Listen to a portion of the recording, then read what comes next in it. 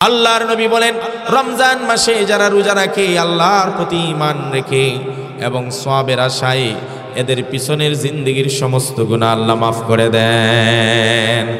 শুধু তাই নয়, হাদিস শরীফে রাসূলুল্লাহ বলেন, কিয়ামতের কঠিন ময়দানে জান্নাতের একটা গেট থাকবে, যেই গেটটার নাম হবে রাইয়ান। ওই রাইয়ান গেটে ঢোকা বন্ধ থাকবে। এইভাবে আল্লাহর পক্ষ থেকে আওয়াজ দিবে, কে কে রোজাদার আছো, রোজাদাররা হাত উঠাও। হাসরের মধ্য থেকে একদল মানুষ বলবে, আমরা রোজাদার।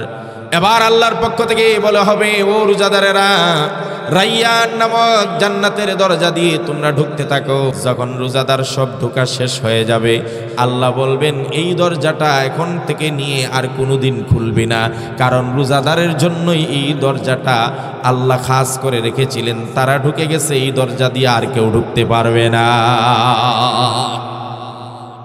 তো রোজার অনেক ফজিলত আপনারা শুনতে পাবেন। তবে আমি যে জিনিসটা ফোকাস করছি সেটা হলো, প্রচন্ড ধৈর্যের অধিকারী হতে হবে যারা রোজাদার হবেন, আর না হলে আপনার সবগুলো নষ্ট হয়ে যাবে।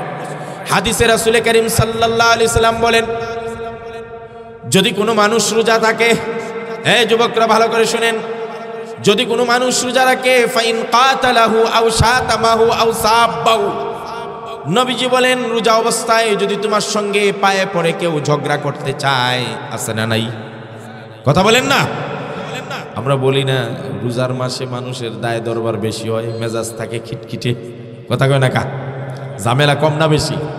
ঝগড়া আরো বেশি হওয়ার, কিন্তু আমরা এটা উল্টা করছি। অথচ রাসূলুল্লাহ বলেন, ফাইন কাতালাহু, তোমার সঙ্গে কেউ যদি রোজা রাখা অবস্থায় পায়ে পড়ে ঝগড়া করতে চায়, আও শাতামাহু, তোমাকে মন্দ চর্চা করে, আও সাব্বাহু, অথবা তোমাকে কেউ যদি গালিও দিয়া দেয়। দেখেন, ভালো করে বুঝবেন, ভালো করে বুঝবেন, আপনি কিন্তু রোজাদার। যদি কেউ পায়ে পড়ে ঝগড়া করতে চায়, আপনাকে যদি মন্দ চর্চা করে, আপনাকে যদি কেউ গালাগালি করে, তাহলে রাসূলুল্লাহ বলেন, তুমি কথা বলে দাও, ইন্নী সাইম, হে ভাই, আমি আল্লাহর জন্য রোজা রাখছি, সুতরাং আমি তোমার গালির জবাবে গালিও দিব না, মন্দ চর্চার বিরুদ্ধে মন্দ চর্চাও করব না। তুমি আমার সঙ্গে ঝগড়া করতে চাইতেছো, আমি এড়িয়ে চলে যাব, কারণ আমি রোজাদার। সুবহানাল্লাহ জুড়ে বলা যায় না? এই জন্য প্রচন্ড ধৈর্য লাগবে। আপনি যদি রোজা রেখে গুনার কাজ নাই ছাড়তে পারেন, তাহলে তো এই রোজা রেখে লাভ নাই। হযরতে আবু হুরায়রা রাদিয়াল্লাহু তাআলা আনহু বলেন, মান, আল্লাহর নবী সাল্লাল্লাহু আলাইহি ওয়াসাল্লাম বলেন, মান লাম ইয়াদা কাওলা যুর ওয়াল আমালা বিহি ফালাইসা লিল্লাহি হাজাতুন ফি আন ইয়াদা তা'আমাহু ওয়া শারাবা। নবীজি সাল্লাল্লাহু আলাইহি ওয়াসাল্লাম বলেন, কোন মানুষ যদি রোজা রাখার পরে মিথ্যা ছাড়তে পারল না, মিথ্যা সাক্ষীও ছাড়তে পারল না। আমাদের সমাজে মিথ্যা আছে না নাই? কত জোরে বলেন, কম না বেশি? কথায় কথায় মিথ্যা। আরে মিথ্যা যে কত বড়! আল্লাহ রাসূল এক জায়গায় বলেছেন, ইন্না মিন আকবারিল কাবাইর, ইন্না মিন আকবারিল কাবাইর, কবিরা গুনাহগুলোর মধ্যে সিরিয়ালে যদি উপরের দিকের গুনাহগুলোর কথা লিস্ট করেন, সবচেয়ে বড় কবিরা গুনাহ যে কয়টা, এর মধ্যে একটা হলো কাউলা যুর আও শাহাদাতুজ যুর, হয় মিথ্যা কথা বলা আর মিথ্যা সাক্ষ্য দেওয়া। আমাদের সমাজে এই দুইটাই এখন পানি ভাত হয়ে গেছে, পান্তা ভাত হয়ে গেছে। কথা বলেন ঠিক কিনা? আইরে মিথ্যা, আল কিযবু উম্মুজ যুনুব, মিথ্যা হলো সমস্ত গুনাহের মা। নবী করিম সাল্লাল্লাহু আলাইহি সাল্লাম কি বলছেন? আলামাতুল মুনাফিকি সালাসাতুন, মুনাফিকের আলামত চারটা। মুনাফিকের আলামত কয়টা? এক নম্বর, ইযা হাদ্দাসা কাযাবা, যখন মুনাফিক কথা বলে, মিথ্যা কথা বলে। ওয়া ইযা ওয়াদা আখলাফা, ওয়াদা করলে ভঙ্গ করে। ওয়া ইযা তুমিনা খানা, আর যখন তার কাছে আমানত রাখা হয়, আমানতের খেয়ানত করে। এই তিনটা আরেক জায়গায় এসেছে। আর যখন ঝগড়াঝাটি করে, তখন গালাগালি আর অশ্লীল ভাষায় গালাগালি করে, এটা মুনাফিকের আলামত। এই জন্য মিথ্যা বলা যাবে না। রাসূলুল্লাহ বলেন, মাল্লাম ইয়াদা কাউলা যুর, যে ব্যক্তি মিথ্যা ছাড়তে পারলো না, ওয়াল আমালা বিহি, মিথ্যা কাজও ছাড়তে পারলো না, মিথ্যা সাক্ষীও দিতে ছাড়তে পারলো না। আজকে আমার সমাজে আমাদের মধ্যে এমন মানুষ আছে, বিভিন্ন কারণে মানুষের বিরুদ্ধে মিথ্যা সাক্ষী দেয়। আছে না নাই? কথা বলেন, আছে না নাই? হয় তার সঙ্গে আমার পূর্ব শত্রুতা, এবার তার বিরুদ্ধে আমি মিথ্যা সাক্ষী দেওয়ার জন্য করে দাঁড়িয়ে গেলাম, অথবা আমাকে 20,000 টাকার লোভ দেখানো হলো, 20,000 টাকার অফার দেওয়া হলো। একজন জ্যান্ত ভালো মানুষের বিরুদ্ধে আমি কোর্টে দাঁড়িয়ে একটা মিথ্যা সাক্ষী দিয়ে দিলাম, অথবা সে আমার এন্টি পার্টি, সে আমার বিরোধী দল, সে আমার এন্টিতে আছে, এই জন্য তার বিরুদ্ধে একটা মিথ্যা সাক্ষী দিয়া তাকে ফাঁসিয়ে দিলাম। সে ফাঁসি হয়ে গেল, তার যাবজ্জীবন হয়ে গেল, 5 বছরের জেল হয়ে গেল। খোদার কসম, এই যারা মিথ্যা সাক্ষী দেয় এদের মুনাফিকদের সাথে এদের সাদৃশ্য আছে। কথা বলেন ঠিক কিনা? তো নবীজি কি বললেন? মাল্লাম ইয়াদা কাউলাজ যুর, যারা রোজা রেখে মিথ্যা ছাড়তে পারলো না, ওয়াল আমালা বিহি, মিথ্যা কাজ, মিথ্যা সাক্ষী, এগুলো যারা ছাড়তে পারে নাই, ফালাইসা লিল্লাহি হাজাতুন ফি আইয়াদা তাআমাহু ওয়া শারাবা। তখন রাসূলুল্লাহ বলেন, আল্লাহর কি ঠেকা লাগছে তোরে উপাস রাখার? তোমারে না খেয়ে না পান করে সারাদিন কাটাইবার জন্য আল্লাহর কি ঠেকা লাগছে? আল্লাহর কোনো প্রয়োজন নাই তুমি সারাদিন না খেয়ে থাকো আর পান না করে থাকো, এটা আল্লাহর কোনো প্রয়োজন নাই যদি তুমি মিথ্যা ছাড়তে না পারো, গুনাহ ছাড়তে না পারো। আরেক হাদিসে রাসূল করিম সাল্লাল্লাহু আলাইহি সাল্লাম বললেন, যদি কোনো মানুষ রোজা রাখার পরেও গুনাহ ছাড়তে পারে নাই, তাহলে তার রোজা দ্বারা কি লাভ করলো, কি পাইলো? নবীজি বলেন, সারাদিন ক্ষুধার্ত থাকলো, সারাদিন পিপাসার্ত থাকলো, এর বাহিরে সে কিছুই পায় নাই। আমরা রোজা রাইখা গুনার কাজ করি না? করি না? রোজা রাইখা জুয়া খেলতেছি, রোজা রাইখা আবার বিভিন্ন মিথ্যা ঘটনার সাক্ষী হচ্ছি, রোজা রাইখা নামাজ পড়ি না এক ওয়াক্ত, নামাজ না পড়া সবের কাজ, এই নামাজ না পড়া সবের কাজ, কথা কয় না কা? রোজা রাইখা বেপর্দা চলতেছি, রোজা রাইখা সারাদিন উলঙ্গ টিভি দেখতেছি, ভিডিও দেখতেছি, আছে না নাই? খোদার কসম, এই মিয়ারা ও আমার যুবকরা, এই রমজানের সম্মানে আল্লাহ সুফিদাতিশ শায়াতিন, শয়তান গুলারে আল্লাহ বন্দি কইরা রাখেন। আল্লাহ গুল্লিকাত আবওয়াবুন নার, জাহান্নামের সবগুলো দরজা রমজানের উপলক্ষে বন্ধ করে দেন, জান্নাতের সবগুলো দরজা খুলে দেন। আর তুমি তোমার মোবাইলটাকে ভিডিও দেখার থেকে একটা মাস বন্ধ করতে পারলে না, তোমার চাইতে কপাল পুরা আর কেউ হতে পারে না। এটা আমার যুবক ভাইদেরকে নসিহত। যেহেতু তারুণ্যের আলো যুব সংঘ লাগিয়েছে শব্দটা, এই তারুণ্যের আলো যুব সংঘের যারা আছেন, রমজান সামনে রেখে আপনাদের কাছে আমার ওসিয়ত হলো, যদি 1 মাস আপনি রোজা রেখে রোজার শ্রেষ্ঠত্ব ফজিলত অর্জন করতে চান, তাহলে আপনি 1 মাসের জন্য উলঙ্গ ভিডিও আর নেকলেট ভিডিওগুলো দেখা বন্ধ করুন। আপনারলে আল্লাহ রসুল বলছেন, যে গুনাহ ছাড়তে পারে নাই রোজা রাখার পরেও, তার রোজা দ্বারা ক্ষুধার্ত থাকা আর পিপাসার্ত থাকা থেকে আর কোনো লাভ নাই। কথা বলে ঠিক কিনা? আমরা রমজান মাসে ঝগড়াঝাটি ছেড়ে দেব। মাঝে মাঝে বিভেদ হয়ে যায়, মাঝে মাঝে ঝগড়া হয়ে যায়, আসেনি আমাদের মাঝে ঝগড়া? কথা কয় না? আসে না নাই? ঝগড়া করলে ঝগড়ার সমাধান 3 ভাবে করতে হবে। কয় ভাবে? ঝগড়ার সলিউশন 3টা হবে। 3টা? কয়টা? কথা কয় না? কথা। আপনার একজনে কিল মারছে, এটার একটা সলিউশন দরকার, আছে না নাই? আপনাকে একজনে ঘুষি মারছে, আপনাকে একজনে থাপ্পড় মেরে দিয়েছে, বাড়ি মারছে, কি করবেন? 3টা পদ্ধতি আছে। কয়টা পদ্ধতি? দেখেন সূরা শুরা আয়াত নম্বর 40, আল্লাহ বলেন কি? ওয়াজাযাউ সাইয়্যাতিন সাইয়্যাতুম মিসলুহা, 1, ফামান আফা ওয়া আসলাহা ফাআজরুহু আলাল্লাহ, 2, ইন্নাহু লা ইউহিব্বুজ জালিমিন। এই 3টা সলিউশন আল্লাহ সূরা শুরার 40 নম্বর আয়াতে বলছেন। যারা ঝগড়া করবে, এই ঝগড়ার কিভাবে মিটমাট করবে অথবা ঝগড়ার সলিউশন কি হবে, এর মূলনীতি 3টা দিবেন। কয়টা? যদি আপনাকে কেউ কিল মেরে দেয়, যদি আপনার সঙ্গে কারো ঝগড়া হয়ে যায়, আপনাকে কেউ আঘাত করে, তাহলে আপনি কি করবেন? 3টা কাজ আছে। 3টা কাজের কোনটা করবেন কোনটা করবেন না আল্লাহ বলছেন, ওয়াজাযাউ সাইয়্যাতিন সাইয়্যাতুম মিসলুহা। যদি আপনি কেউ আপনাকে ঘুষি মেরে দেয়, কিল মেরে দেয়, আর আপনি যদি তাকে ছাড় না দিতে পারেন, মাপ না দিতে পারেন, আপনি বললেন যে না, আমিও তার একটা ঘুষি দিবই, একটা কিল দিবই, এমন মন মানসিকতা আমাদের অনেকের আছে না নাই? কথা কয় না কা? দেখবেন গোষ্ঠী 2 জনে ঝগড়া হইছে, তখন এক গোষ্ঠীরা বসছে, সবাই মুরব্বীরা বসার পরে বলতেছে, যা হওয়ার হইছে, এরা যেহেতু নত স্বীকার করছে, মাফ করে দে, মায়ের একটা দিছে, কিল একটা দিছে, কি হইছে? মাঝখান থেকে 2-3টা যুবক কয়, না আমরা মানি না, মায়ের বদলে মায়ের। আছে না নাই? এই আছে না নাই? আমরা মায়ের বদলে কি চাই? মায়ের চাই। আল্লাহ বলেন, যদি তুমি মাফ না করতে পারো, যদি তুমি মাফ না করতে পারো, আর যদি মনে করো প্রতিশোধ নেবে, তাহলে এটার একটা মূলনীতি আছে, তোমার মন গড়া ভাবে প্রতিশোধ নিলে হবে না। আল্লাহ বলেন জাযাউ সাইয়্যাতিন সাইয়্যাতুম মিসলুহা, তোমাকে যেইটুকু ক্ষতি করেছে এইটুকু তুমি ক্ষতি করতে পারো, এইটুকু ক্ষতি করতে পারো, অনুমতি আছে, অনুমতি আছে। তোমাকে একজন একটা কিল দিছে, তুমিও একটা কিল দিতে পারো। তোমাকে একজন একটা থাপ্পড় দিয়েছে, তুমিও একটা থাপ্পড় দিতে পারো, যদি মাফ না করতে পারো। আর যদি প্রতিশোধ নিতে হয় তাহলে যতটুকু মারছে ততটুকু মারবে, এর চাইতে বেশি মারা যাবে। কোরআনের আরেক আয়াতে আল্লাহ বলেন ওয়া কাতাবনা আলাইহিম ফিহা আন্নান নাফসা বিন নাফসি ওয়াল আইনা বিল আইনি ওয়াল আনফা বিল আনফি ওয়াল উযুনা বিল উযুনি والسن بالسن والجروح قصاص। আল্লাহ রাব্বুল আলামিন বললেন আমি তাওরাত কিতাবে লিখিয়ে দিয়েছি এই কথা, জানের বদলে জান। কেউ যদি একজনকে মারে তার বদলা একজনকে মারতে পারে, কেউ যদি কারো চোখে আঘাত করে সেও তার চোখে আঘাত করতে পারে। কানের বদলায় কান, দাঁতের বদলায় দাঁত, নাকের বদলায় নাক, সমান সমান হবে, এর চাইতে বেশি করা যাবে না। উহুদের ময়দানে রাসূলুল্লাহ সাল্লাল্লাহু আলাইহি ওয়াসাল্লামের চাচা হযরতে হামজা রাদিয়াল্লাহু তাআলা আনহু শহীদ হয়ে গেলেন। খুব করুণ কাহিনী। হযরতে হামজাকে বলা হয় সাইয়্যিদুশ শুহাদা, পৃথিবীর সকল শহীদদের শ্রেষ্ঠ সর্দার সাইয়্যিদুশ শুহাদা। হযরতে হামজা রাসূলুল্লাহকে কতটা ভালোবাসতেন।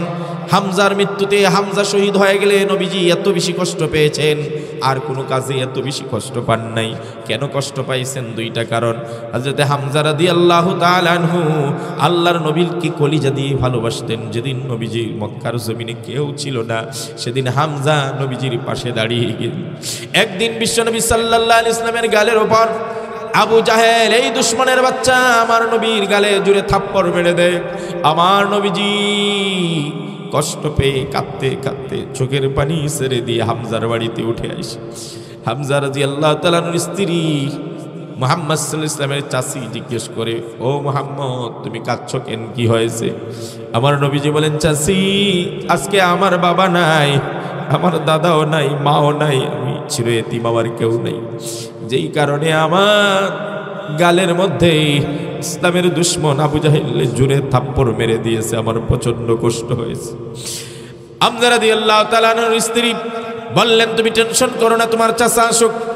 ইত্যবসরে হযরতে হামজা রাদিয়াল্লাহু তাআলা আনহু শিকার করতে গিয়েছিলেন, ঘোড়া দৌড়িয়ে শিকার থেকে ফেরত আসলেন।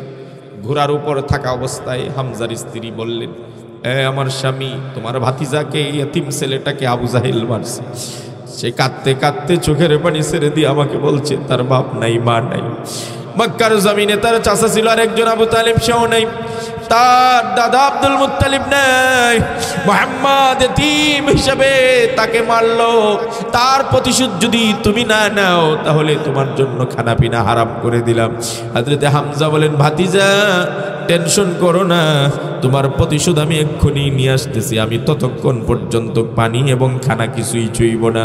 হযরতে হামজা ঘোড়া নিয়ে দৌড়েন, আবু জাহেলকে খুঁজতেছে। বিভিন্ন মানুষকে জিজ্ঞেস করে আবু জাহেল্লা কোথায়, যে আমার ভাতিজার উপরে এত জোরে থাপ্পড় মেরে দিয়েছে, আমার ভাতিজার চোখের পানি, এতিম ছেলেটার আমি সহ্য করতে পারি নাই।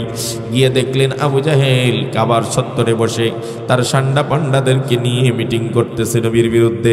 হযরতে হামজাকে দেখে আবু জাহেল বুঝলেন যে এত রাগ করে আছে, কি যেন হয়েছে। দৌড়ায় কাছে আসলেন, কাছে আসার পরে বলল, হামজা কি হয়েছে, তো রাগ কেন, খুব কেন?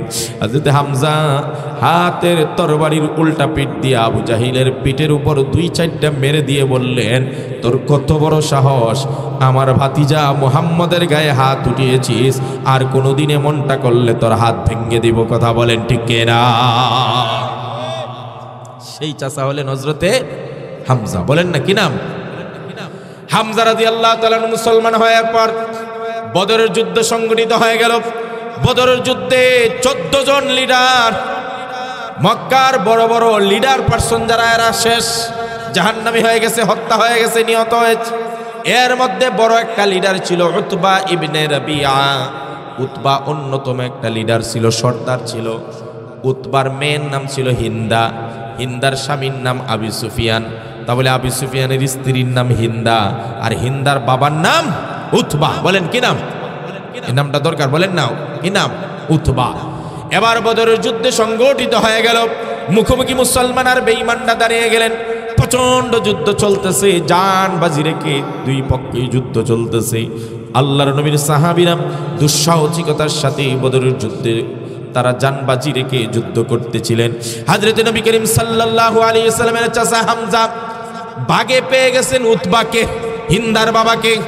এমন জোরে আক্রমণ করেছে, এক আক্রমণে দুনিয়া থেকে বিদায় করে দিয়ে উতবাকে জাহান্নামের ঠিকানা ধরিয়ে দিয়েছে। সুবহানাল্লাহ।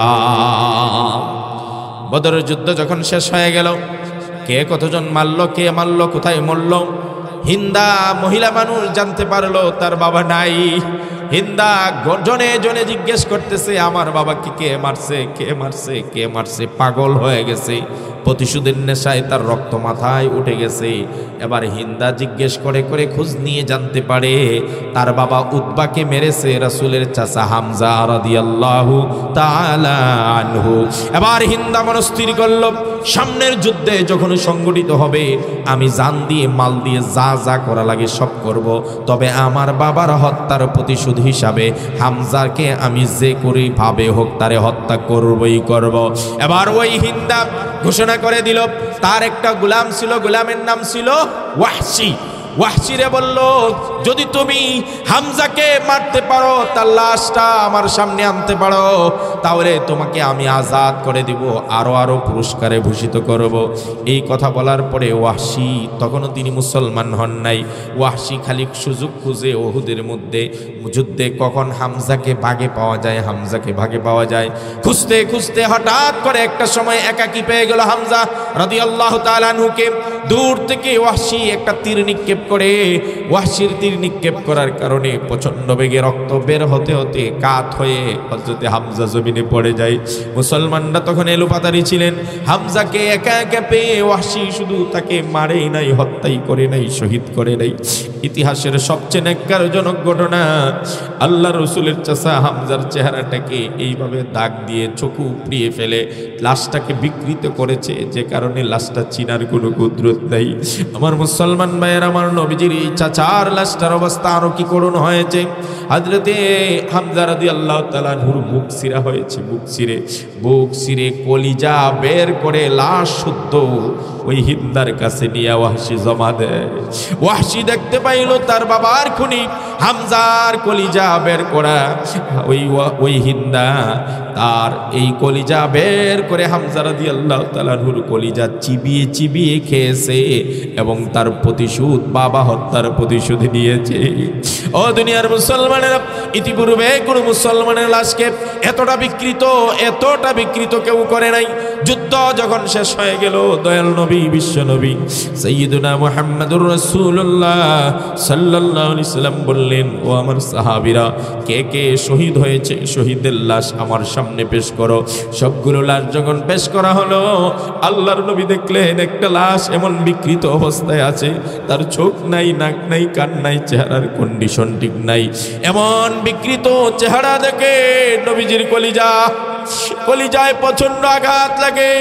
আবার যখন দেখলেন বুকটা ছেঁড়া, বুকের ভিতর থেকে কলিজা বের করা, আল্লাহর নবী এত কষ্ট পাইলেন, হাউমাউ করে কাঁদতে থাকলেন, চোখের পানি ছেড়ে দিয়ে নবী কান্না করতেছেন। আল্লাহর নবীর কান্না দেখে উহুদের ময়দানে সমস্ত সাহাবায়ে কেরাম চোখের পানি ছেড়ে দিয়ে কান্দে আর কান্দে। আল্লাহর নবী একটা সময় এমন কষ্ট পাইছেন, নবীজি ঘোষণা করে দিলেন, আমার চাচা, কলিজারা চাচা হামজাকে যারা এই বিবস্ত অবস্থায় করেছে, বিকৃত করেছে, আমি যদি কোনোদিন সুযোগ পাই, কোন রেওয়ায়েতে এসেছে এইভাবে 30টাকে, আর কোথায় এসেছে 70টাকে এইভাবে বিকৃত করে আমি হত্যা করব। রহমতের নবী, ওমা আরসালনাকা ইল্লা রাহমাতাল লিল, নবীজিকে আল্লাহ গোটা জগতের জন্য রহমত বানায় পাঠাইছেন। সেই নবী কতটা কষ্ট পাইলে বলতেছে, আমার চাচারে যারা মারছে এর প্রতিশোধ আমি কয়টারে মারব? কথা বলেন না, 70টা। কয়টা? কম কষ্ট পাইলে মানুষ এই কথা বলে? মানে চাচার চেহারা দেখে, বুক চিরা দেখে, কাটসেট দেখে এত কষ্ট পেয়েছেন, নিজেকে কন্ট্রোল করতে পারেন নাই। নবীজি বললেন, আমি 70টাকে এইভাবে প্রতিশোধ নিব।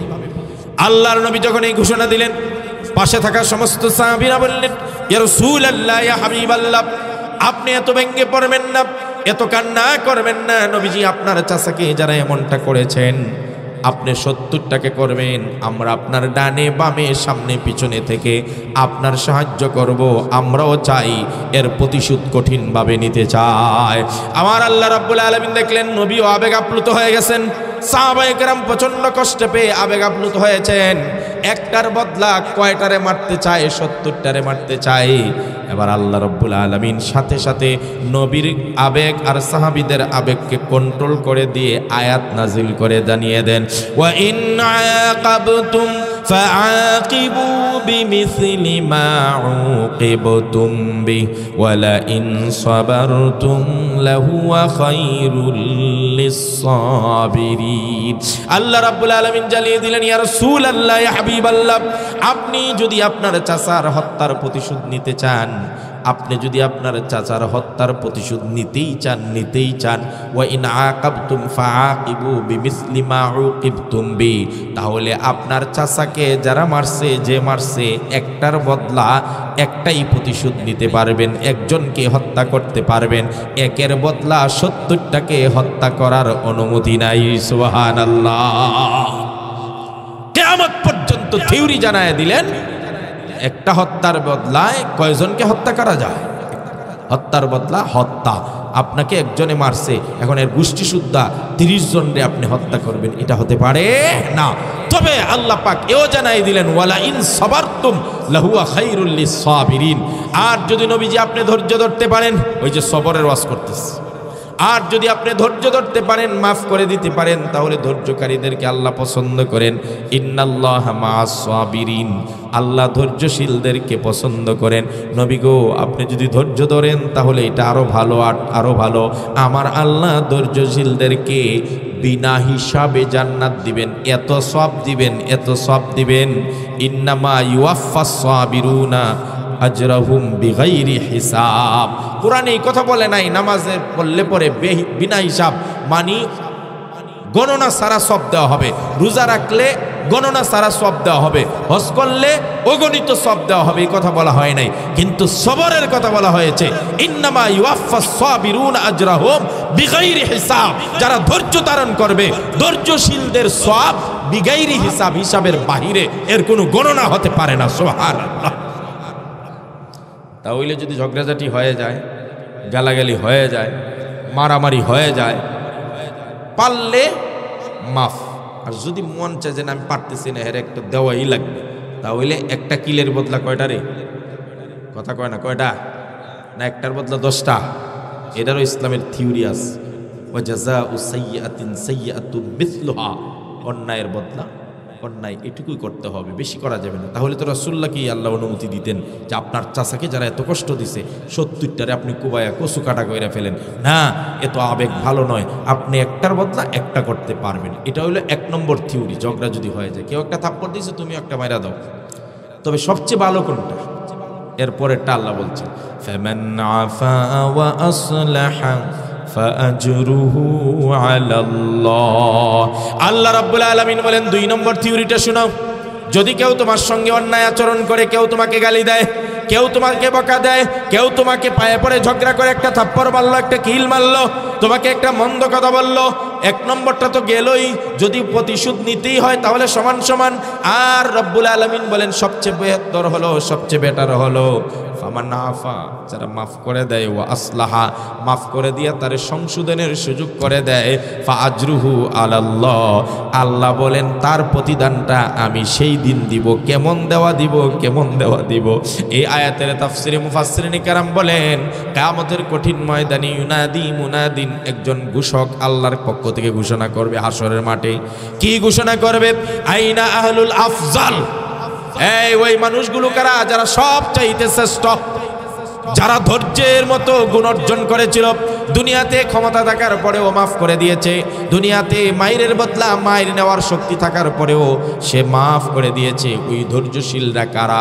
এত হাত উঠাও দেখি। আইনা, সবাই হাত উঠান, সবাই হাত উঠান, আমরা ধৈর্যশীল বলেন ইনশাআল্লাহ।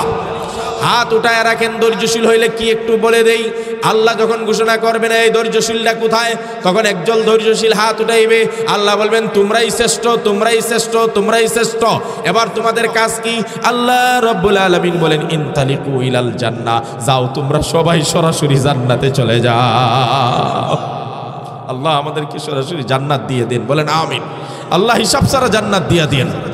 এখন এরা তো যাইতেছে জান্নাতে, রাস্তায় ফেরেশতারা ব্যারিকেড দিচ্ছে, কই এখনো ভালো করে হিসাবও হয় নাই, তোমরা জান্নাতে চলে যেতেছো, ব্যাপারটা কি? এবার কয় তোমরা কারা?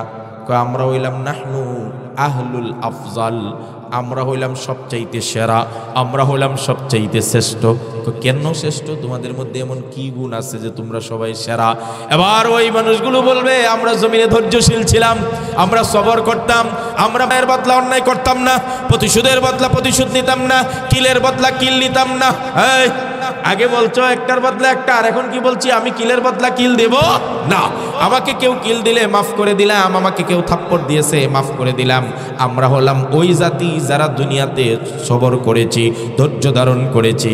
এই জন্যই আল্লাহ আমাদেরকে বলছে তোমাদের কোনো হিসাব নাই, জান্নাতে চলে যাও। তখন ফেরেশতারা বলবে ঠিকই আছে, তাই তো বলি তোমাদেরকে এত সহজে জান্নাতে আল্লাহ কেমনে দিয়ে দেয়। যাও যাও, আমরাও বলি ইনতালিকু ইলাল জান্নাহ, তোমরা জান্নাতে চলে যাও। ফানিআমা আজরুল আমিলিন, যারা সবর করে এদের প্রতিদান কত ভালো, কত ভালো, কত ভালো। সুবহানাল্লাহ। মনোমালিন্য হলে, ঝগড়া হলে, কথা কাটাকাটি হলে আমরা মাফ করব, এটা হলো সবচেয়ে বড় গুণ। এই আমাদেরকে মাফ করেন কে? শবে কদর আছে না সামনে, রমজানের 27 তারিখ। তো 27 তারিখ তো নির্দিষ্ট না, প্রতি রাত্রি একটা দোয়া পড়বেন। আমাদের আয়েশা রাদিয়াল্লাহু তাআলা আনহা বলেন হুজুর আমি যদি বুঝতে পারি আজকে শবে কদরের রাত, তাহলে কি করব? রাসূল বলছেন আর কিছু করার না করে একটা দোয়া করবা, একটা দোয়া পড়বাই। আপনাদেরকেও বলি রমজানের প্রতি রাত্রে একটা দোয়া পড়বেন। যে কোনো রাত্রে যদি শবে কদর হয়ে যায় তাহলে আপনি গুল্লা লাগাই দিয়েছেন ছক্কা। কিটা?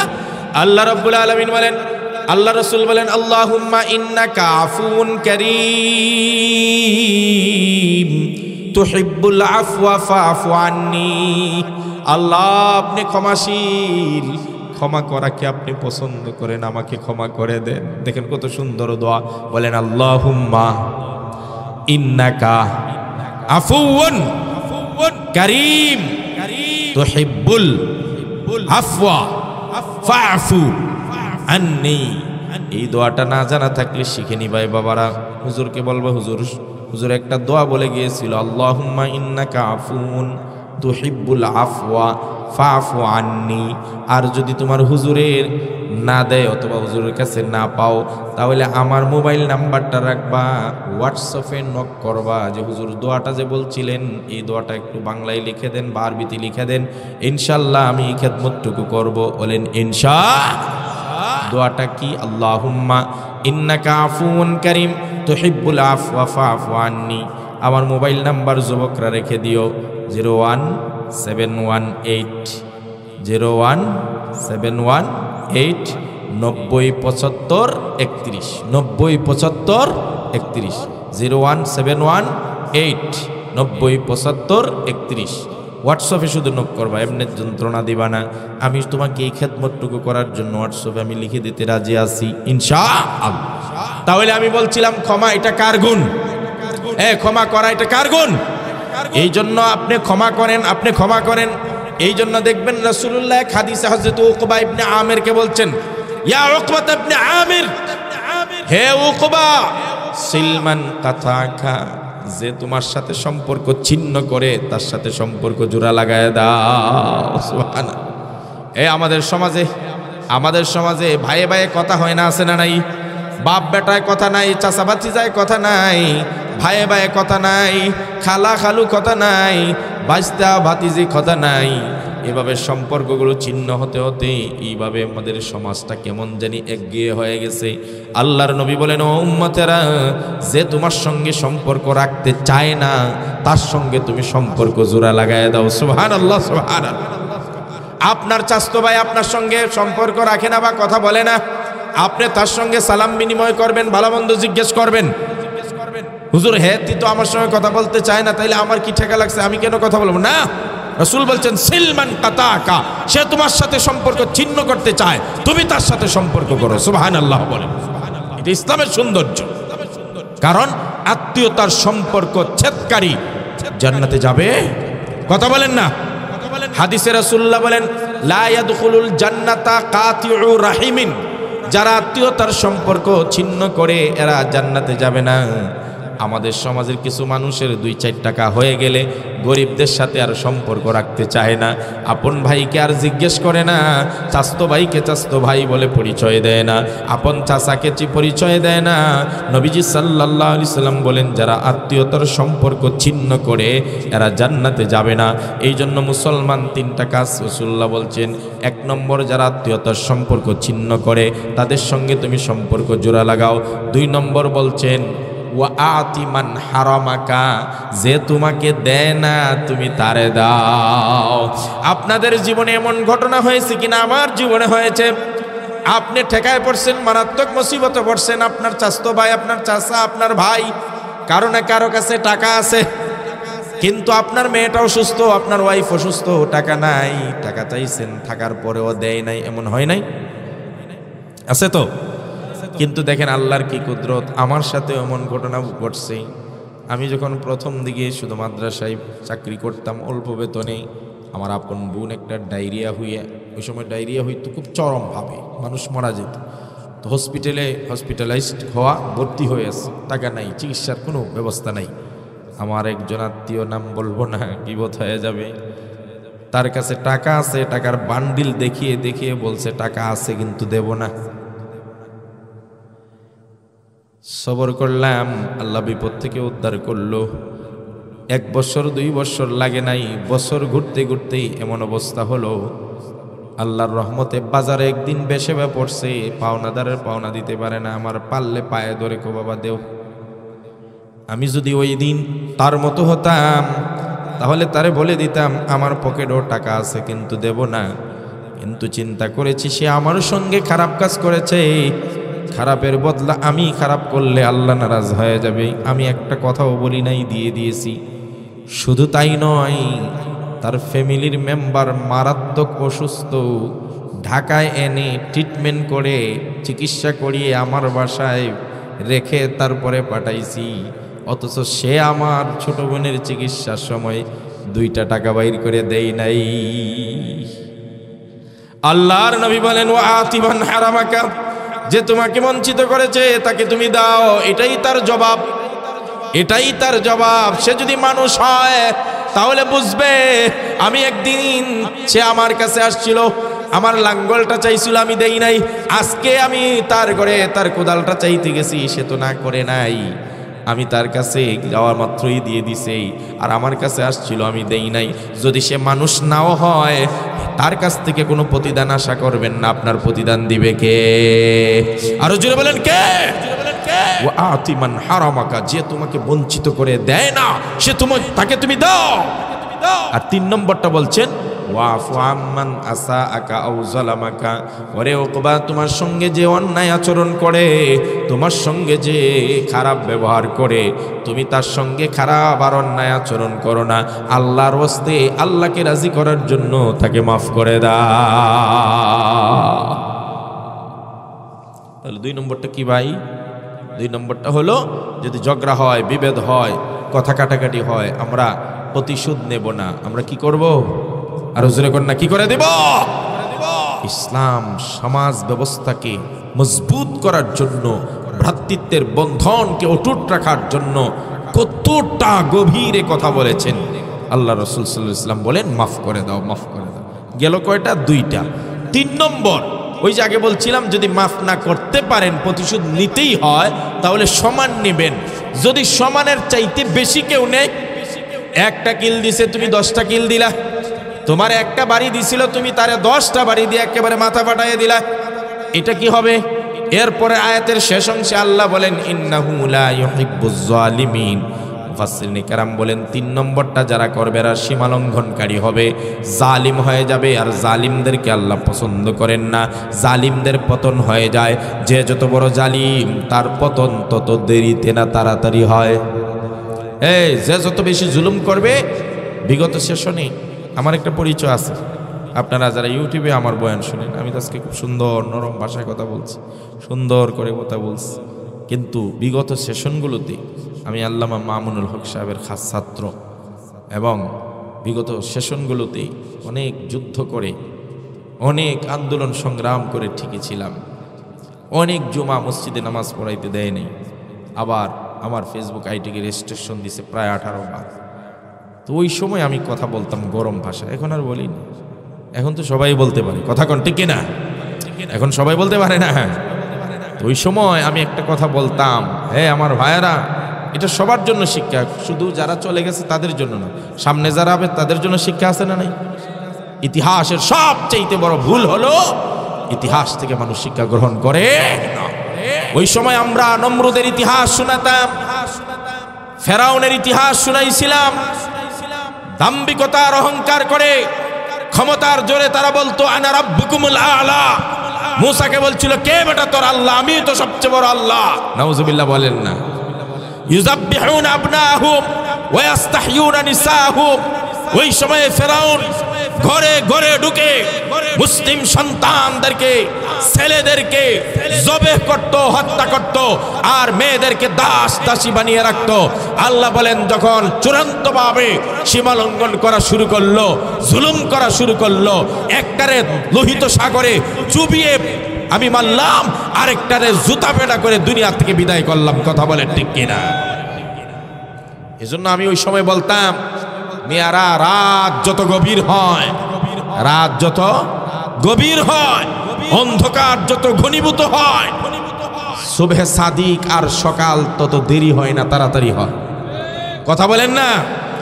রাত 12টায় রাত হইছে অর্ধেক, 2টা বাজলে আরেকটু রাত গভীর হইছে, রাত 3টা বাজলে রাত আরো গভীর হয়। যত রাত গভীর হয় ওইদিকে সকাল কি হয়? তাড়াতাড়ি আসে না? কথা বলেন না কেন?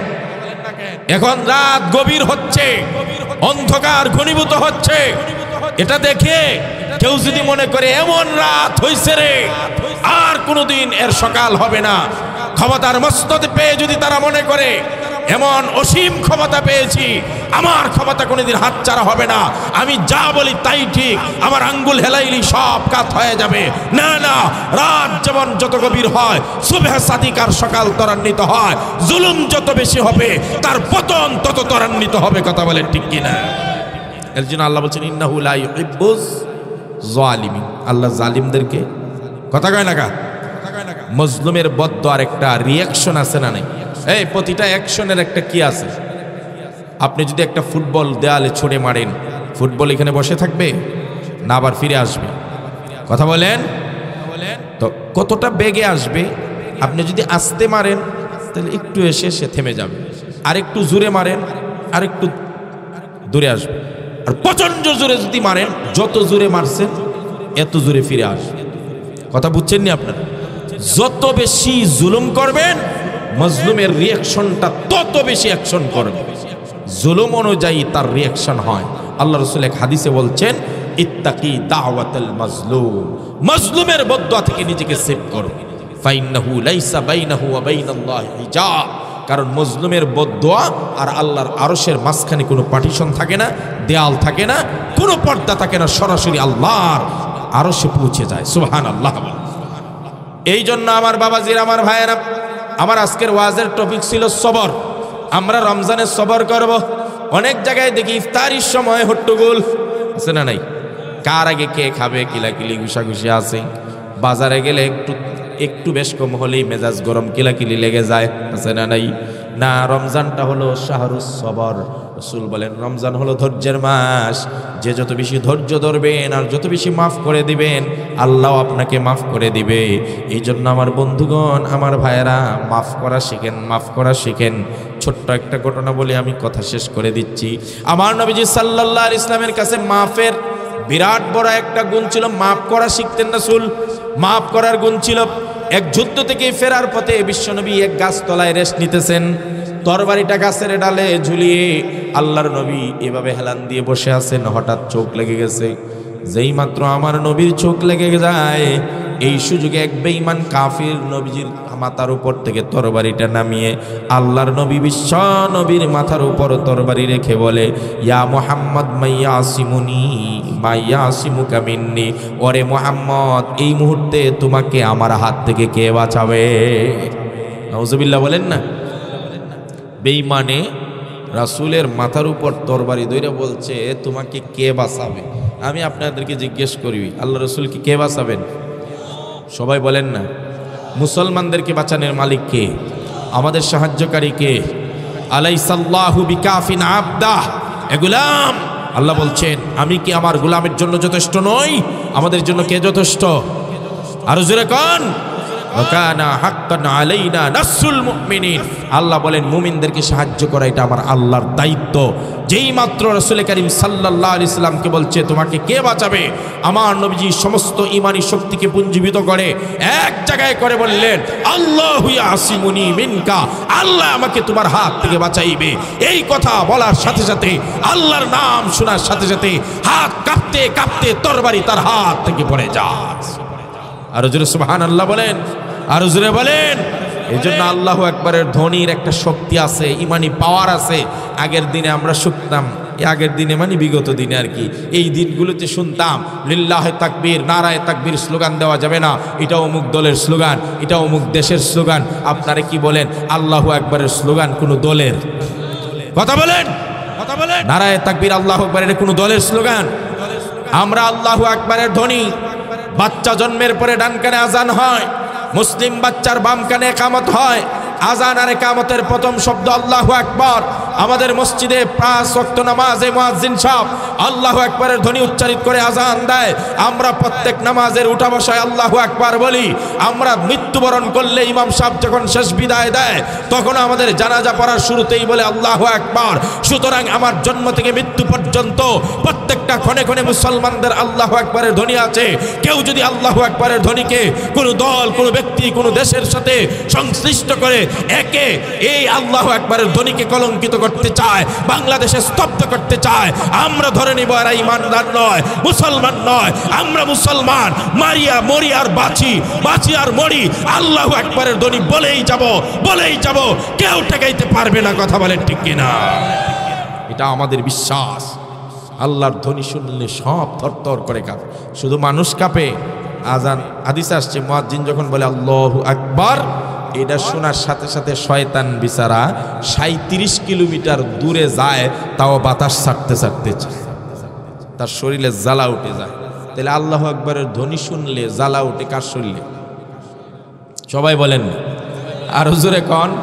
এখন কোনো মানুষে যদি বলে আমি আল্লাহু আকবারের ধ্বনি শুনতে পারি না, বা আমার ভাল লাগে না, বা এটা আমার শুনলে বিরক্ত লাগে, যেমন কবি শামসুর রহমান এই কুখ্যাত শয়তান বলেছিল ফজরের নামাজের সময় যখন মসজিদে আজান শুনে ফজরের আজান, তখন তার কাছে নাকি এত বিরক্ত লাগে মনে হয় বেশ্যাখানার খদ্দেররা যে খদ্দের পাওয়ার জন্য ডাকাডাকি হাউমাউ চিচামি করে, এটার মতো মনে হয় আল্লাহু আকবারের আজান। নাউজুবিল্লাহ বলে। আমাদের কপাল কত খারাপ, কপাল কত খারাপ। আমরা 92% মুসলমান দাবি করি, আর মুসলমানের 360 আউলিয়ার দেশে আমাদের এমন এক জাতীয় কবি ছিল যেই জাতীয় কবি মুসলমানদের আজানকে বেশ্যার ধ্বনির সাথে তুলনা করে, অথচ সরকার বসে বসে আঙ্গুল চুষে আর হেতিরে জাতীয় কবির সব সুযোগ সুবিধা দেয়। খোদার কসম, এই বেঈমান, এই কাফেরের পক্ষ অবলম্বন করে যেই সরকার, যেই মন্ত্রী, যেই এমপি, যে দায়িত্বশীলরা তাকে তুষামদি করেছে, কিয়ামতের কঠিন আদালতে তোদের জবাবদিহি করতে হবে। কথা বলেন ঠিক কিনা? আর আমরাও বলে রাখি, কবি শামসুর রহমান শয়তানের জ্বালাপোড়া করে আজানের ধ্বনি আল্লাহু আকবার শুনলে তোমারও যেহেতু জ্বালাপোড়া করে, তাহলে তুমি দেখতে শুনতে চামড়ার মানুষ হলেও আসলে তুমি মানুষ নামে একটা হায়নার শয়তান। কথা বলেন ঠিক কিনা? তো নবীজি কি বললেন? আমার আল্লাহ আমাকে বাঁচাবে। এই কথা বলার সাথে সাথে তার হাত থেকে তরবারিটা পড়ে গেছে। যেই মাত্র তরবারি পড়ে গেছে, এবার নবীজি তরবারি হাতে নিয়ে তার মাথার উপর ধরছে। সুবহানাল্লাহ করেন। এবার বিশ্বনবী সাল্লাল্লাহু আলাইহি সাল্লাম বললেন, হে বেঈমান কাফির, এতক্ষণ তুই আমাকে বলেছিলে আমাকে তোর হাত থেকে কে বাঁচাবে, এখন তুমি বলো আমার হাত থেকে হাত ধরে কে বাঁচাবে? হেতিরে বাঁচানোর মতো কেউ আসেনি। কথা কয় না? কথা বলেন, কথা বলেন। হে যারারে ডাকে হেরা বাঁচাইব দূরের কথা, আল্লাহ কোরআনে বলছেন ওয়া ইয়াসলুবহুমুজ যুবাবু শাইআন লা ইয়াস্তানকিযুহু মিন দাউফাত তালিব ওয়াল মাতলুব। যদি তাদের সামন থেকে মাছি একটা খাদ্য উঠিয়ে নিয়ে যায়, ওই মাছিটাকে বাধা দেওয়ার মতো তার শক্তি, কথা কয় না কা? আমি এদের ধর্মের ওইটা দোষারোপ করছি না, কিন্তু এটার যে অসার, কোরআনে তো জায়গায় জায়গায় বলছেন এর কোনো শক্তি নাই। সুতরাং সেও জানে যে এত মাসিরেই বাধা দিতে পারে না, আর আমারে বাঁচাইব কেমনে? এই জন্য হেসুজা সাহেবটা জবাব দিছে, ও মোহাম্মদ, আমারে বাঁচানোর মতো কেউ নাই, তুমি আর তোমার আল্লাহ ছাড়া। সুবহানাল্লাহ কয় না? আমার নবীজি সাল্লাল্লাহু আলাইহি সাল্লাম সাথে সাথে ওই লোকটাকে মাফ করে দিলেন। যাও, তোমাকে আমি মাফ করে দিলাম, আমি প্রতিশোধ নিলাম না। যেই মাত্র আমার নবীজি লোকটাকে মাফ করে দিলেন, অমনি ওই বেঈমান লোকটা বলল, এত মহৎ যেই নবী, যেই মুহাম্মদ, তার ধর্ম থেকে বঞ্চিত থাকবো না আমি, এক্ষুনি আমাকে পড়ায় দেন লা ইলাহা ইল্লাল্লাহু মুহাম্মাদুর রাসূলুল্লাহ, মুহাম্মদ সাল্লাল্লাহু আলাইহি ওয়াসাল্লাম। এই জন্য আমার আজকের আলোচনার টপিক ছিল রমজানটা হলো সবরের মাস। আমার ভাইয়েরা, যে যত বেশি সবর করবেন, মহিলাদের সাথে অনেকে রাগারাগি করে, খাদ্যে ভালো হইলো না, লবণ কম হইলো, এটা হইলো সেটা হলো। আমার নবীজি বলতেন, আমি কোনোদিন তরকারির দুষ ধরতাম না, আবার উচ্ছ্বসিত প্রশংসাও করতাম না, কথা কয় না কেন? তরকারির দুশো ধরতাম না, আর একেবারে আনন্দের সাথে উল্লাস করে উচ্ছ্বসিত প্রশংসাও করতাম না। আমি খেয়ে নিতাম আর আলহামদুলিল্লাহ বলতাম। এই জন্য মা বোনরা রান্না করে, লবণ কম হইতে পারে, বেশি হইতে পারে, জাল কম হইতে পারে, বেশি হইতে পারে, রমজানে সবর করবেন, সবর সবর সবর সবর। যে যত বেশি সবর করবেন, তত বেশি রমজানের ফজিলত পাইবেন। এই হলো আমার আজকের টপিকের উপর আলোচনা। দেখবেন, সবর যদি করতে পারে মানুষ, সংসারে সমাজের অর্ধেক মারধর এমনি কমে যাবে, হিংসা বিদ্বেষ সব কমে যাবে, দ্বিধাদ্বন্দ্ব মারামারি কিলাকিলি কমে যাবে। আমার প্রিয় ভাইয়েরা, রমজানকে সামনে রেখে 8টা আমলের কথা বলেই আমি বিদায় নিব আপনাদের কাছ থেকে। কয়টা আমল? এই আমল বলছি এখন আর ওয়াজ না। কয়টা আমল? 1 নম্বর, রোজা কেউ ছাড়ব? সবাই বলেন, কেউ ছাড়ব? অনেক মানুষে শক্তি সামর্থ্য সুস্থ সব থাকার পরেও রোজা রাখে না, খামখেয়ালি করে। রাসূল বলছেন, যদি কেউ ইচ্ছাকৃতভাবে একটা রোজা না রাখে, হয়তো বাহ্যিক কাফারা হইল 2 মাস লাগাতার রোজা রাখলে তার কাফারা আদায় হবে, কিন্তু রাসূল বলেন সওয়াবের দিক দিয়ে চিন্তা করলে সারা বছর রোজা রাখলেও রমজানের একটা রোজার সমান হবে। এই জন্য আমরা কেউ রোজা ভাঙব না। আর যদি কেউ রোজা রাখে না, আবার ঠাট্টা করে রোজাকে নিয়ে, আসে না অনেক মানুষ, হ্যাঁ, রোজাকে নিয়ে ঠাট্টা করে, আছে না, কয় কে তোরা কে রোজা রাখ, আমার কি ঘরে খানা নাই, রোজা তো রাখবো গরিবরা, এই না সেই না, আছে না? এই যেভাবে ঠাট্টা যারা করবে, আল্লাহর একটা ফরজ বিধানকে যারা ঠাট্টা করবে, এদের ঈমান থাকবে বেঈমান হয়ে যাবে। এই জন্য 1 নম্বর কাজ, আমরা রোজা রাখবো তো ইনশাআল্লাহ। এমনকি আমার বাবাজিরা, অনেকে আর সন্তান বালেগ হয়ে গেছে, বালেগা হয়ে গেছে, মায়া করে না, আমি না করছি হুজুর রোজা রাখতে, ছোট মানুষ তো। আমার একজন কয়, আমার পোলারে আমি না করছি রোজা রাখতো, নামাজ পড়তো, ছোট মানুষ। আমি কই কি করে? কয় ঢাকা ভার্সিটিতে পড়ে। ঢাকা ভার্সিটিতে পড়ে হে ছোট মানুষ। কিয়ামতের দিন সন্তান বাবার বিরুদ্ধে আল্লাহর কাছে নালিশ দিয়ে কি বলবে জানেন? রব্বানা ওয়া ক্বালু রব্বানা ইন্না আতা'না সাদাতানা ওয়া কুবারানা فأضلونا السبيل ربنا آتهم ضعفين من العذاب والعنهم لعنا كبيرا। আল্লাহ, যে মা বাবার কারণে আমি আজকে জাহান্নামী হইলাম, ওই মা বাবাকে ডাবল ডাবল শাস্তি দেন। কারণ এই মা বাবা আমাকে ডাক্তার, ইঞ্জিনিয়ার, ব্যারিস্টার বানাইছে, কিন্তু কোনো দিন শিক্ষা দেয় নাই, আর কোরআনের আমল করতে বলে নাই, রোজা রাখতে নামাজ পড়তে বলে নাই। এই জন্য তাদের ডাবল শাস্তি দেন। যেই সন্তানকে মায়া করে মহব্বত করে আপনি রোজা রাখতে দিচ্ছেন না, নামাজ পড়তে দিচ্ছেন না, বলতেছেনও না, ওই সন্তান আপনার বিরুদ্ধে নালিশ দিবে। এই জন্য কোনো আপোষ নেই। যখনই সন্তান বয়স বালেগা হয়ে যাবে, প্রাপ্ত বয়স্ক হয়ে যাবে, সাথে সাথে রোজা রাখতে হবে। কথা বলে ঠিক কিনা? 1। 2 নম্বর হলো রাতের নামাজ পড়বেন, রাতের নামাজ। রাসূল বলেন, ওমান কামা রমাদানা ঈমানান ওয়া ইহতিসাবান গুফিরা লাহু মা তাকাদ্দামা মিন যামবি। রমজানের রাতের বেলায় যারা নফল নামাজ পড়বে, তারাবির নামাজ মিস করবেন না। আরেকটা আমল হলো, সেহরি খাওয়ার জন্য আমরা সবাই উঠি, 5 মিনিট আগে উঠবেন, অভ্যাসের বা সময়ের 5 মিনিট আগে, যাতে ওই 5 মিনিটে আপনি 4 রাকাত নামাজ অন্তত তাহাজ্জুদ পড়তে পারেন। মনে রাখবেন, পৃথিবীতে যারা বড় বড় ওলি হয়েছে কেউ তাহাজ্জুদ না পড়ে ওলি হয়নি, সবাই শেষ রাতের নামাজ পড়ছে। আল্লাহ রাসূলকে একবার প্রশ্ন করা হয়েছিল, আইয়ু দুআই আসমা, নবীজি কোন সময়ে দোয়া করলে আল্লাহ বেশি তাড়াতাড়ি শুনেন?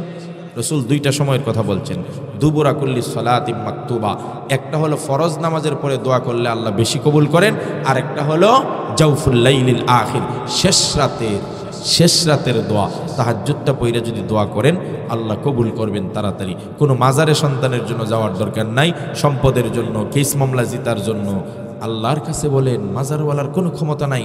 শেষ রাতে তাহাজ্জুদ 2 রাকাত পরে আল্লাহর কাছে কান্নাকাটি করেন, আল্লাহ ইনশাআল্লাহ আপনার দোয়া কবুল করবে।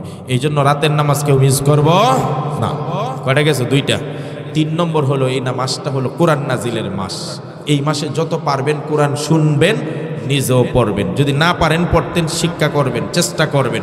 আল্লাহ রাসূল বলছেন, যার হৃদয়ের মধ্যে কোরআনের কোনো অংশ নাই, সে এই অন্তরটা হলো বিরান ঘরের মতো, ভূতের ঘর এই অন্তরটা। এই জন্য কোরআনের 5টা সূরা শুদ্ধভাবে মুখস্থ না করলে নামাজ হবে না। কোরআন পড়ব তো ইনশাআল্লাহ। গেল 3টা। 4 নম্বর হলো ইস্তেগফার বেশি পড়বেন, তওবা, মাফ চাইবেন আল্লাহর কাছে, বেশি করে মাফ চাইবেন, বেশি করে মাফ চাইবেন। রাসূলুল্লাহ বলতেন, আমি দৈনিক 100 বার আল্লাহর কাছে তওবা ইস্তেগফার করতাম। আমরাও করব, বলেন ইনশাআল্লাহ। গেল 4টা। 5 নম্বর হলো এই মাসটা জাহান্নাম থেকে মুক্তি পাওয়ার মাস। আমরা বেশি বেশি করে একটা দোয়া শিখবেন, সবাই শিখে নেবেন। মেয়া চেষ্টা করেন না, রমজানকে পরিকল্পিতভাবে কাজে লাগান। আসলো রমজান, আর সেহরি খাইলাম, আর ইফতার পার্টি করলাম, আর সারাদিন ঘোরাঘুরি করলাম, আর পাঞ্জাবি লাগায় মুস্তাউ দিয়ে হাঁটলাম, আর গেল রমজান, তো কি লাভ করলেন? আপনি পাইলেন নাকি?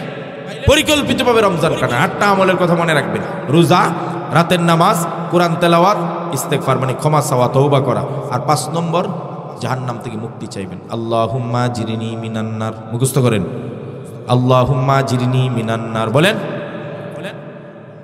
আল্লাহ আমাকে জাহান্নামের আগুন থেকে বাঁচিয়ে দেন, মুক্তি দিয়ে দেন, মুক্তি দিয়ে দেন। আল্লাহ, ছোট্ট দোয়া মিয়া, আল্লাহুম্মা জিরনি মিনান্নার, আল্লাহুম্মা জিরনি মিনান্নার। বেশি বেশি পড়বেন, উঠতে বসতে, সকাল সন্ধ্যা রাত দিন। আরেকটা হলো জান্নাত চাইবেন, আল্লাহুম্মা ইন্নী আসআলুকাল জান্নাহ, আল্লাহুম্মা ইন্নী আসআলুকাল জান্নাহ, আল্লাহুম্মা ইন্নী আসআলুকাল জান্নাহ। আরবিতে না পারলে বাংলাতে পড়েন, আল্লাহ শুনেন। সব ভাষা আল্লাহর দান, সব ভাষা আল্লাহর দান। আপনি বাংলাতে বলেন, অসুবিধা নেই। আল্লাহ আমাকে জান্নাত দিয়ে দেন, আল্লাহ আমাকে জান্নাতুল ফেরদাউস দিয়ে দেন, আল্লাহ আমাকে জাহান্নাম থেকে মুক্তি দিয়ে দেন। তাইলে গেল 6টা। 7 নম্বর হলো রোজাদারকে সম্মান করবেন, সালাম দিবেন, অজুর পানি আগায় দিবেন, আর পারলে ইফতার করাইবেন। রাসূলুল্লাহ হাদিসে বলেন, যদি কেউ কোনো রোজাদারকে ইফতার করায় তাহলে তাকে নগদ 3টা পুরস্কার ঘোষণা করা হয়েছে। 1 নম্বর, তার জিন্দেগির সব গুনাহ আল্লাহ মাফ করে দিবেন। জোরে কন। 2 নম্বর, তাকে জাহান্নাম থেকে আল্লাহ মুক্তি দিয়া দিবেন। 3 নম্বর, রোজাদার রোজা রেখে যে পরিমাণ সওয়াব কামাই করছে সমান সওয়াব আপনাকে দেওয়া হবে, রোজাদারের সওয়াব কমবে না। সুবহানাল্লাহ। অনেক রোজাদাররা কারোর কাছে গিয়ে ইফতার করতে চায় না, আমি সারাদিন রোজা রাখছি, তোরে সব সওয়াব দিয়ে বললি না, এটা ভুল। আল্লাহর কাছে কমতি নাই, তারটা আপনাকে দিতে হবে। কেন? আপনাকে দিতে হলে আল্লাহর পক্ষ থেকে দিবে। সে রোজা রেখে যা সওয়াব কামাই করছে এটা তো তার কাছে থাকবেই, তার সমান সওয়াব আল্লাহ ইফতার যে করাইছে তারে দিবে। কথা কয় না কা? এখন সাহাবায়ে কেরাম বললেন, হুজুর লাইসা কুল্লুনা নাজিদু মা নুফাত্তিরু বিহি সাইম, আপনি যে বললেন 3টা পুরস্কার পাবো, মাপ পাবো, জাহান্নাম থেকে মুক্তি পাবো, আর রোজাদারের সমান সওয়াব পাবো ইফতার করে, তা আমাদের তো সামর্থ্য নাই, কেমনে ইফতার করাবো? আল্লাহ রাসূল কয়, ইফতার করাইবার জন্য এত টাকা লাগবে না। এই 3টা পুরস্কার ওই ব্যক্তিকে দেওয়া হবে যদি কোনো রোজাদারকে আপনি 1 পেয়ালা দুধ দিয়ে ইফতার করান, অথবা একটা খেজুর দিয়েও ইফতার করান, অথবা 1 গ্লাস পানি দিয়েও ইফতার করান, তাহলেও আপনাকে ওই 3টা পুরস্কার দেওয়া হবে। মসজিদে অনেক সময় ইফতারের আয়োজন হয়, আপনি দেন না 5 টাকার খেজুর, 10 টাকার খেজুর, আপনি কিচ্ছু পারলেন না, কিচ্ছু পারলেন না, আপনি 1 কাপ দুধ দিয়া পাঠান, একজন রোজাদার ইফতার করুক, আর নাইলে আপনার বাড়িতে নিয়ে করান। এটার প্রচলন করেন, মেহমানদারির প্রচলন করেন, এটা অনেক সওয়াব। খাওয়ানোর যে কত সওয়াব, হাদিস বুড়ি বুড়ি যদি বলতে চাই সারা রাত বলতে পারেন। এরপরে রাসূল বলেন, এটা তো গেল 1 পেয়ালা দুধ দিয়ে খাওয়াইলে। এই যদি কেউ পরিতৃপ্তি করে কোনো রোজাদারকে পেট ভরে ইফতার করায়, তাহলে তারে আলাদা আরেকটা পুরস্কার দেওয়া হবে, সেটা হলো আমার হাউজে কাউসার থেকে তারে পান করানো হবে। সুবহানাল্লাহ বলে। যেই হাউজে কাউসারের 1 পেয়ালা পানি পান করলে, 1 ডুব পানি পান করলে জান্নাতে যাওয়ার এক পর্যন্ত আর তৃষ্ণা লাগবে না। এই জন্য আমি এটা আমার ব্যক্তিগত অ্যানালাইসিস থেকে 8টা আমলের মধ্যে এটারে রাখছি যে পারলে খেজুর দিয়া হলেও কোনো রোজাদারকে ইফতার করাবো, বলেন ইনশাআল্লাহ। 7টা গেছে না ভাই? আর 8 নম্বরটা হলো রাসূল বলতেন প্রতি রমজানে জিবরাইল আমার সঙ্গে প্রতি রমজানে রাত্রে দেখা করত, আর আমি আল্লাহ রাস্তায় খেলে দান করতাম, দান করতাম, দান করতাম, রমজানে বেশি বেশি করে দান করতাম। আমার কথা হলো পারলে রাতে দিনে যে কোনো সময় আল্লাহ রাস্তায় দান করবেন, আল্লাহ রাস্তায় দান করবেন। এখানে একটা থিওরি বলে আমি শেষ করছি। কাবা শরীফের যে প্রধান ইমাম আব্দুর রহমান, শায়েখ আব্দুর রহমান আস-সুদাইস, তিনি বলছেন যে কোনো রাত্রে রমজানের শবে কদর হইতে পারে। এই জন্য রমজানের প্রথম রাত থেকে রাতের বেলায় 3টা আমল আলাদা করে করবেন। শুধু রাতের বেলায় তিনবার কুল হু আল্লাহ পড়বেন। 3বার কুল হু আল্লাহ পড়লে 1 খতমের সওয়াব পাওয়া যায় না কোরআনের। যদি ওই রাতটাই শবে কদর হয়ে যায় তাহলে 83 বছর 4 মাস লাগাতার 1 খতম করে কোরআন পড়লে যে সওয়াব হইতো আপনার ওই সওয়াব হবে। তাহলে প্রতি রাত্রে কয়বার কুল হু আল্লাহ?